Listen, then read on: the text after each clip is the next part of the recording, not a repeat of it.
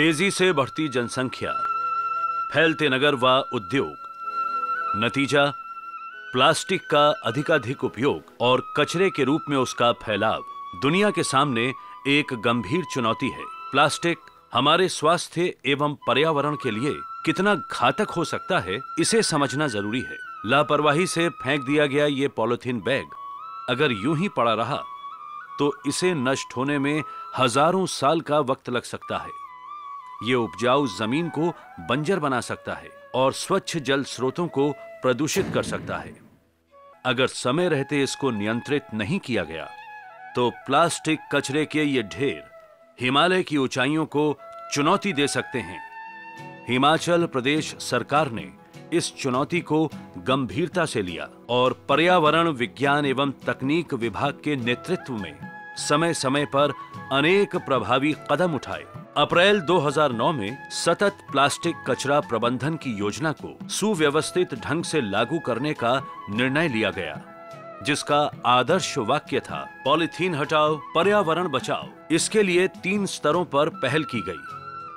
पहला, प्लास्टिक के थैलों के प्रयोग पर पूर्णतः प्रतिबंध। दूसरा, पर्यावरण हितैषी विकल्प। तीसरा, प्लास्टिक कचरे के फैलाव की समस्या का टिकाऊ प्रबंधन। राज्य के पर्यावरण विज्ञान एवं तकनीक विभाग ने पर्यावरण संरक्षण एवं स्वच्छता के एक निष्ठ लक्ष्य को सामने रखा और सरकार के विभिन्न विभागों जैसे विज्ञान प्रौद्योगिकी राज्य परिषद, पर्यावरण नियंत्रण बोर्ड और लोक निर्माण विभाग के बीच आपसी समन्वय स्थापित किया तथा एक ऐसा संस्थागत मैकेनिज्म विकसित किया जिसके अंतर्गत सामान्य नागरिकों की सतत सहभागिता के द्वारा प्लास्टिक कचरे को एकत्र करके कलेक्शन सेंटर तक पहुंचाया जाना था और फिर उसका उपयोग सड़क के निर्माण में किया जाना था। पर्यावरण विज्ञान एवं तकनीक विभाग के नेतृत्व में ये एक अनोखी पहल है। इस परियोजना को 3 चरणों में पूरा करने का फैसला किया गया। पहला चरण, एक प्रभावी रूपरेखा की रचना। दूसरा चरण, जन जागरूकता का प्रसार। तीसरा चरण, समेकन एवं टिकाऊपन विशेष बल। सबसे बड़ा लाभ हमें ये हुआ जो यहाँ पे जो क्वालिटी ऑफ सॉइल जो खराब हो रही थी, पर्यावरण प्रदूषण हो रहा था, साथ ही जो सीवरेज पाइपलाइन चोक हो जाती थी और जिसकी वजह से जनजीवन पे बहुत नकारात्मक प्रभाव पड़ता था, पर्यावरण पे नकारात्मक प्रभाव पड़ता था, उन सारी चीज़ों से छुटकारा मिला है, निजात मिली है। सतत समाधान की संकल्पना को साकार करने के लिए 1 वर्ष का समय निर्धारित किया गया। प्लास्टिक कचरे के पर्यावरण हितैषी समाधान की खोज में पर्यावरण विज्ञान एवं तकनीकी विभाग पहले से ही संबद्ध हो चुका था, जबकि प्रदूषण नियंत्रण बोर्ड एवं नगर विकास विभाग द्वारा ठोस कचरा प्रबंधन नियम 2000 पहले से ही लागू था, लेकिन ये निगम क्षेत्रों तक ही सीमित था। 49 में से 12 निकायों में ही ठोस कचरा प्रबंधन के कारखाने हैं, जबकि प्लास्टिक कचरा पूरे राज्य में एक चुनौती है। पर्यावरण विज्ञान एवं तकनीकी विभाग ने प्लास्टिक कचरे निपटान का उपक्रम सीमेंट की भट्टियों में करने की पहल की। बरमाना, बिलासपुर, दरलाघाट एवं सोलन की सीमेंट फैक्ट्रियों को प्लास्टिक भेजा गया। शिमला, कुल्लू और बिलासपुर की नगर निगमों द्वारा भी कुछ प्लास्टिक इन भट्टों को भेजा गया था। अभी बेहतर व अनुकरणीय समाधान की खोज बाकी है। तमिलनाडु राज्य में प्लास्टिक कचरे का उपयोग सड़क निर्माण में किया जा चुका था। महसूस किया गया कि क्यों ना इस नए समाधान को आजमाया जाए।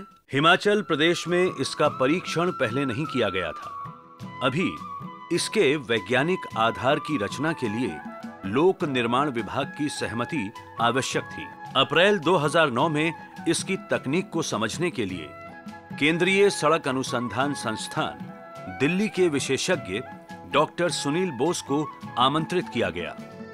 मालूम हुआ कि इस तकनीक में सभी प्रकार के प्लास्टिक थैले, disposable cup, thermocol, laminated plastic pouch, aluminium foil, biscuit, chocolate व दूध आदि के पैकिंग मटेरियल का उपयोग किया जा सकता है। 15 और 16 दिसंबर 2009 लोक निर्माण विभाग द्वारा पायलट योजना के प्रदर्शन के लिए टोटू से जुबेर हट्टी एयरपोर्ट रोड के 800 मीटर लंबे टुकड़े की पहचान की गई और फिर इसके निर्माण का कार्य प्रारंभ हुआ। सड़क के नमूनों का परीक्षण करने पर पाया गया कि ये सड़क न केवल अपेक्षाकृत मजबूत है बल्कि जलरोधी भी है। विशेष बात यह भी है कि इस तकनीक के द्वारा प्रति किलोमीटर सड़क के निर्माण में 35,000 से 40,000 रुपए तक की बचत होती है।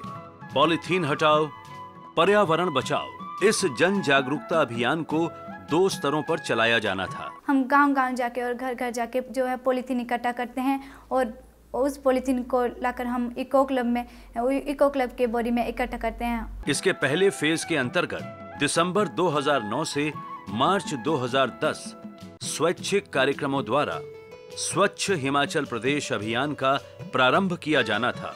इस अभियान का प्रमुख उद्देश्य पहाड़ी ढलानों, वन क्षेत्रों व नदी नालों आदि से प्लास्टिक कचरे को एकत्र करना था।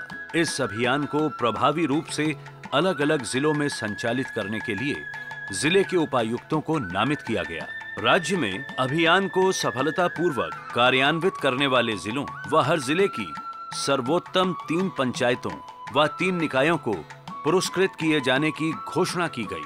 21 दिसंबर 2009 को धर्मशाला में अभियान का शुभारंभ किया गया। राज्य स्तर के एक कार्यक्रम के दौरान 22 अप्रैल 2010 को दूसरे चरण का अभियान प्रारंभ हुआ।